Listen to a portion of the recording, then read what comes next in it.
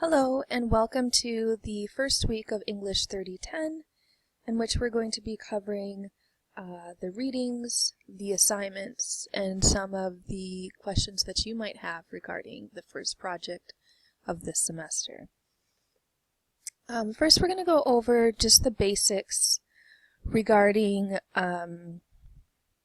the readings, which were Swales and John's. You might have covered some of this information in English 1020 if you've been here.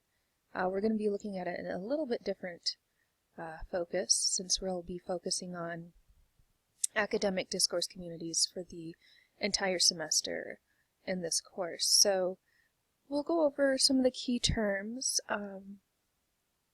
A discourse community consists of individuals who have clusters of ideas, and that means that, well, people may be members of a specific academic discourse community.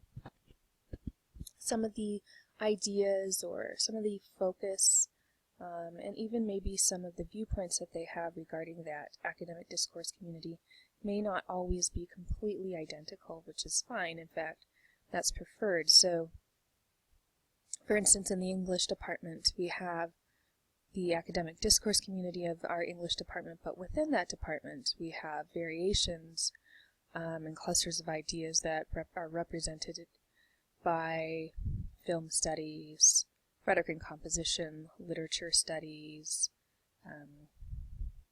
linguistics, and so on. Discourse communities also are a group of people who share certain language using practices.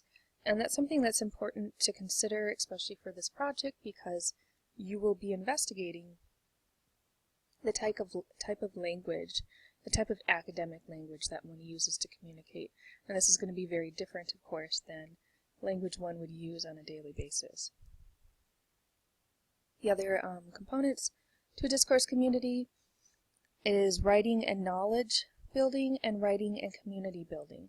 So what you need to think about is, well, writing produces knowledge for members of that discourse community, and of course people like you who are attempting to enter into that discourse community.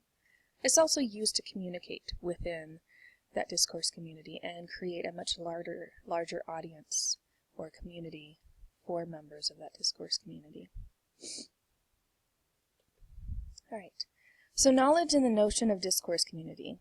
Swales indicates that the focus on community and composition studies shows that language used in a group is a form of social behavior, that discourse is a means of maintaining and extending the group's knowledge, and of initiating new members into a group, and that discourse is epistemic or constitutive of the group's knowledge. Now, this is a very kind of fancy way of saying that language used in various different academic discourse communities requires one to act a certain way, requires one to have prior knowledge to be able to speak and communicate within that discourse community, and that it forces one to think a certain way as well.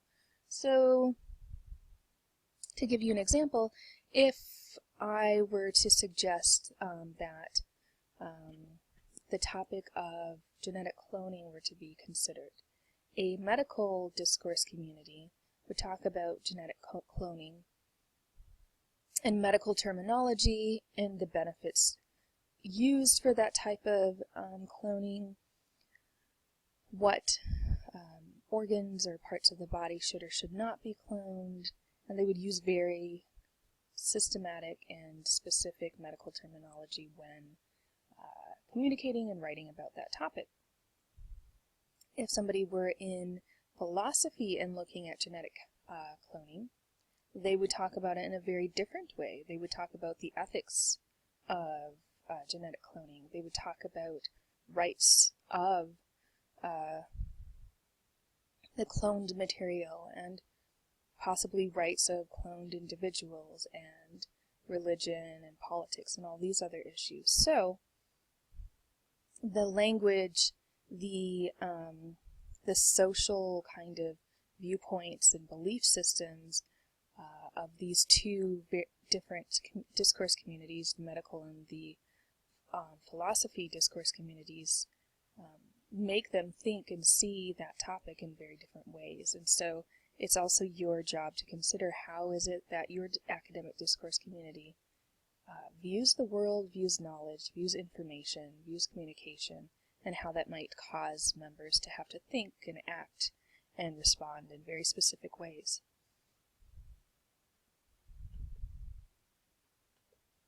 So, as you've read, Swales talks about the characteristics of discourse communities, and he talks about their goals, intercommunications, participation, genres, lexis, and expertise. Johns also talks about these components, but complicates the idea of a discourse community by suggesting that there are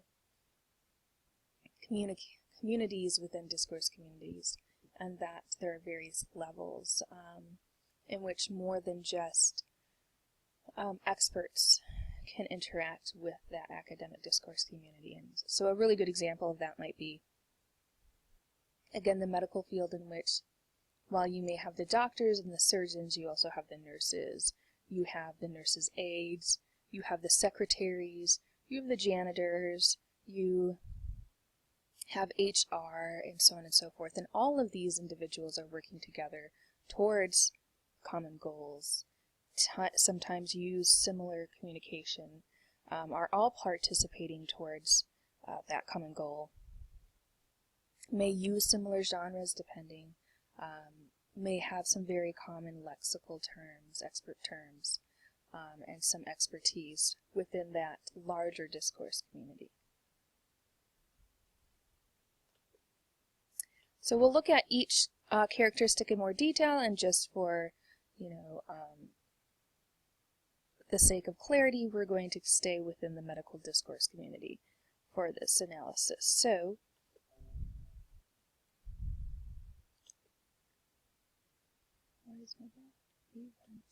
right, so a medical discourse community has common goals for their ability to become members and work in that discourse community. And so some of the goals, obviously, of the medical discourse community is to help patients, heal patients. That would be the overarching goal of the medical community. Of course, there are also other goals, such as the desire to find answers to problems, conduct new research, cure diseases, and etc. The second characteristic of an academic discourse community would be intercommunication, in which a discourse community has mechanisms of communication among its members. And so these types of intercommunication can vary according to the community: meetings, correspondence through emails, newsletters, conversations, and so forth, conferences. Some pretty typical modes of intercommunication between members of the field would be the doctor's assessment notes. It would also be medical charts and medical notes or information. It would be prescriptions, research that's published in journals that other doctors and medical professionals read, and so forth. The third characteristic of a discourse community is participation.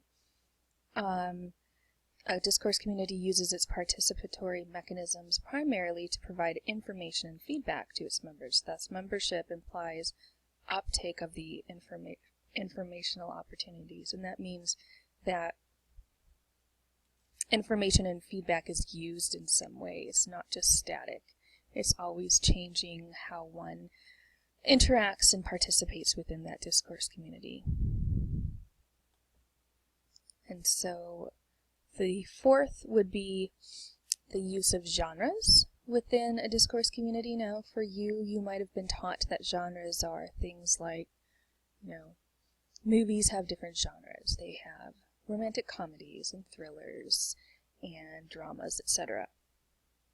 For the purpose of this course, the genres that we will be looking at are primarily written form, sometimes oral communication, but most likely what we'll be looking at is the written forms of communication and how that information is represented in writing.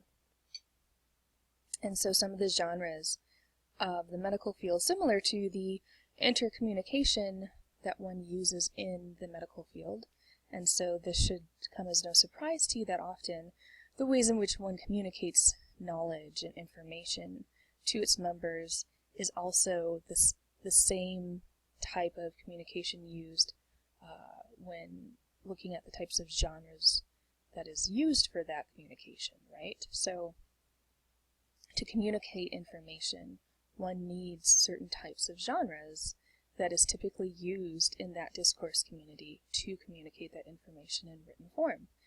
So genres are not just written pieces of text that are static, that one writes and one reads. They are these very active forms of communication, and they communicate knowledge, they communicate expectations, they communicate the goals of that community, they communicate the viewpoints and ways of thinking in that discourse community. So of course, if we were to look at, for instance, the doctor notes, and if we were able to understand its genre conventions, which is something that we'll be looking at in this course as well, is the ways in which the written communication is organized, the type of language that is used, the purpose of that organization.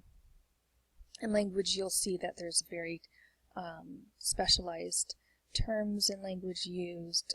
There's certain assumptions that are being made. For instance, if somebody comes in and says, I'm a runner and I've been having a lot of pain on the front of my tibia and it's becoming more and more difficult for me to run, that doctor might not even have to write down as many notes as one would think, because the first assumption would be stress fracture, and they might write down just a few notes and then send them off for an x-ray. So these genres have very particular ways of being written, being organized, and also hidden knowledge that if you're not a member of that discourse community, you won't understand the genres that are being written, nor will you possibly understand the hidden meaning behind some of the words or information being presented.